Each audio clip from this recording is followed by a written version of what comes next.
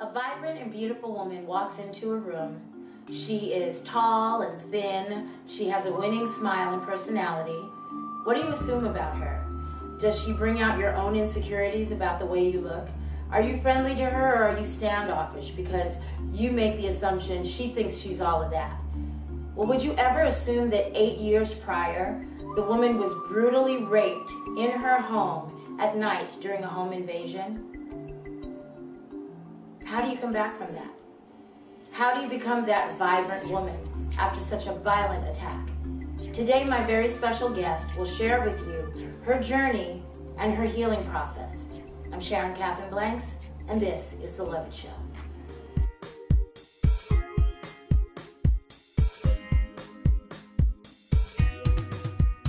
I woke up on the wrong side of me today, and I can't find my happy place. Then out of the blue, you called for no reason, you just had a feeling.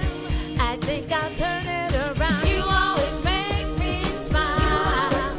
You show me how to have a good time. What I like about you is how much you get through with style. You always make me smile. I'm here with my friend Jenni Chiu. Jenni Chiu is the author of one of the most popular blogs in all of America, Mommy Nanny Boo Boo. We're going to give you the information at the end of the show because you really, trust me, you want to see this blog and read it. It's hilarious.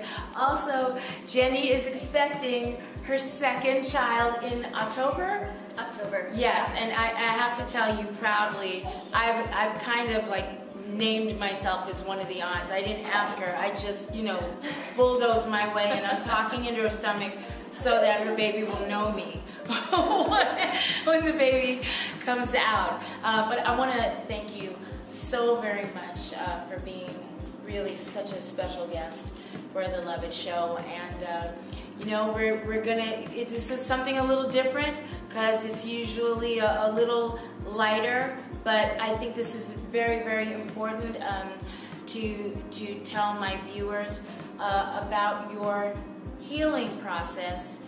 I know Jenni is somebody extremely outgoing, and you see how gorgeous she is. She's tall and beautiful, and very happy. And even as her friend, not realizing what a horrific ordeal she endured now 8 years ago because of her ability to get through and keep going forward and be this really amazing person that I quite adore. And so I want to know, how did you take the first step afterwards? I have to be honest, it helps to have good friends. I had a close friend who actually took the steps for me, held my hand, made important phone calls, called a hotline, called a resource center, set up an appointment for me to go and get counseling. And I think that was really what set me on the path towards healing. And that was really the push. And from there, it was just waking up and going to where I was supposed to go, showing up where I was supposed to show up, and just kind of muddling through until eventually you start to realize that you are living, and that you're existing, and that you're okay, and then eventually that turns into the choice to be okay, and the choice to live, and the choice to keep moving forward. I love that you say that you have good friends, because one of the things that I always try to tell the people that Billy and I work with, and because we approach fitness, as you know, you're in our class, from the emotional first, from the inside out. And I applaud people for realizing we were not put here to do it alone. So it's no shame in going, please, help me take this break. We're supposed to do that. We're supposed to be there for others. We're supposed to be there, but also when we need help. I mean, you know, I'm gonna find one to talk, because I can say that now because I had to learn that, because I used to feel ashamed to ask anybody for any kind of help, because it's like, well, then that makes me not a strong person. And it so makes me a strong person to know, yeah, that's what we're here for. How did exercise and just to keep moving, when did that come into play, or was that always into play? Or you know, it's strange. It's just now coming into play. I think for the first few years, there was a lot of psychotherapy and counseling and antidepressants, and I think right now that I've kind of weaned myself off of all of that, and of course, getting pregnant with my first son, it brought me back to my body a little bit. But to be honest, being pregnant is, you kind of don't feel like you own your body. It's taken over by something else. So I think probably just the last couple of years, fitness and actually the Dance With Me class has really helped me kind of be present in my body. Staying active helps with depression, of course, but it also puts me in touch with different areas of my body, I guess, places that I've disowned for survival. Some people do it for survival because something happens in their life that causes them to do that. Some people do it because, you know, their arms aren't like the arms in a magazine, so they disown it. They don't want it, you know? And for me, I think fitness is helping me own and want the body that I have to use. Jenni, I want to know something. Is there a point in the beginning healing process where you kind of feel icky all over? Is that the way it is? Is it kind of like just all over? Like you can't bathe enough, or you can't? That's an interesting question. Somehow your mind is smart enough to kind of save you from it. So in the very early stages of healing, or at least I experienced that ickiness, and then I would leave. I would dissociate from it. And during the actual attack, I remember kind of leaving my body and watching it like it was a movie, and nothing hurt.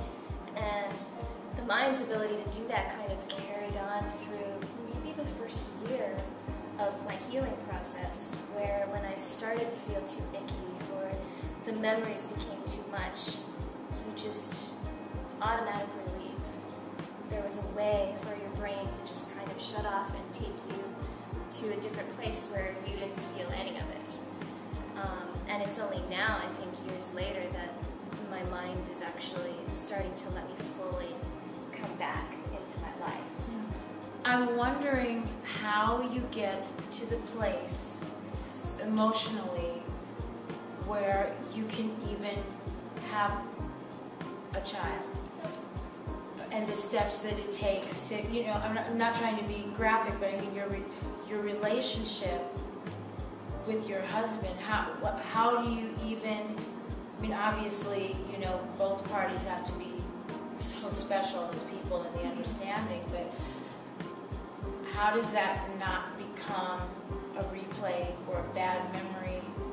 How do you deal with that? Something greater was looking out for me, because I met my husband really 5 weeks after the attack. It was very soon. And he'll tell you himself, I don't remember the first 6 months that we were dating. Wow. I really don't. But somehow he stuck by me, and and I was like, well, I guess this is where I need to be right now. Something's telling me that this is where I need to be. And so when I really started tackling the healing process, he was already there. Wow. And he was able to kind of go through it with me. And so then You know, it was not easy. There were issues. There were intimacy issues. There were commitment issues, because once I did start that healing process, I started thinking, well, I am not fit to be anybody's anything. You know, I'm a wreck. Let's just call it quits right now. You know, we went through a lot of that, and we also got into counseling together. He was willing and open enough to want to do that with me. What's your husband's name? His name's Mark. You know, you talk about now getting to the place 8 years later, just now getting to the place where you're kind of owning your body. Can you talk about that a little bit further? Yeah, I think I just spent so much time for survival reasons, really, being out of my body. I really didn't pay attention to it at all.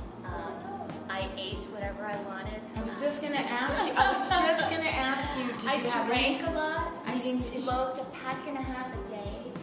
Right. I did. And it's just now that I'm really starting to take care of it again. I used to be a dancer professionally a long, long time ago. You can tell, by the way. But I'm just now starting to remember what it feels like to have power and control over your body, because I feel like that was taken away from me, and I never knew how to get it back. But through dancing again and exercising and forcing myself to be physical, because at first I did have to force myself. It wasn't like I woke up one day and I was like, I think I'll go do a dance. You know, I had to make myself do it. Right. And now You didn't feel like? No, I didn't feel like really doing much of anything. So it is really now that I'm starting to remember the discipline of being a dancer, remember what it feels like to have my brain say, okay, arm, do this, and my arm does it. Right. And that small sense of power that's there, between connecting what's here and what's in your body. And it's just now that I'm starting to kind of come back to that, and it's feeling really good. Is there anything else that you would like to say, or that you want to say to the Love It Show viewers that you think needs to be said? Well, first, to whoever's watching this, thank you for bearing witness, because that's kind of what this was for me. And if you've ever experienced anything like I have, I would say tell someone, even if it's one person. There's so much shame that surrounds this issue, and isolation can become something that's very hard to climb your way through. But if you just have one person that you can share it with, they might make the world of difference in your healing process. Thank you so much. Thank you. Thank you, sweetie. Thank you. I want to direct you to theloveitshow.com, where you can find out more about the Mommy Nanny Boo Boo blog. Truly one of the best mommy blogs in all of America. And also Violence Unsilenced. The link on the loveitshow.com website will take you directly to Jenni's blog about her horrible ordeal. And also there are many others with similar situations that are sharing their stories as well. I want to thank my very special guest and friend Jenni Chiu for trusting me with such a sensitive and personal subject, and one that is still very scary. And also I want to thank you guys for supporting the Love It Show all of this time. I love you guys very, very much. Love yourselves. See you next week.